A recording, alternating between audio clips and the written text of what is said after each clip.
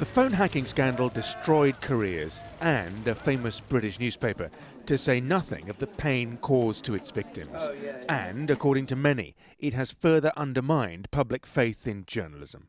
Phone hacking involved only a small section of the press, but obviously the News of the World, somehow the lunatics managed to be put in charge of the asylum, and it became an industrial-scale electronic fishing expedition. Members of the royal family, celebrities, even the innocent victims of crime, everyone was fair game.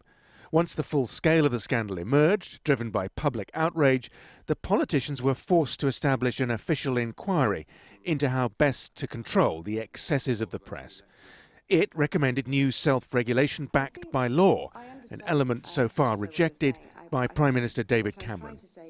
Then there was the apparent coziness between those in power and those tasked with holding them accountable. Andy Coulson became David Cameron's press advisor. Rebecca Brooks was a regular in his social circle, and Tony Blair's. Should an editor and a prime minister ever be so chummy? One of the defendants in this trial was the prime minister's press secretary.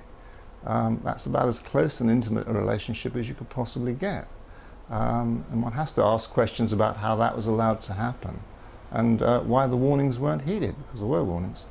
And what of the relationship between journalists and the police? Why were they initially so reluctant to investigate phone hacking when the first case emerged? Anything to do with their close relationship with journalists and some newspapers? The public have drawn their own conclusions. The aftermath of this case might at least lead to a greater degree of separation between journalists, politicians and the police. This episode was always bound to see calls for tighter restrictions on the press from some, warnings of knee-jerk overreaction from others. But defenders of the freedom of the press remind us that, bad though this episode undoubtedly was, it was uncovered not by the police, not by Parliament, but by journalists working for another newspaper. Simon McGregor-Wood, Al Jazeera, London.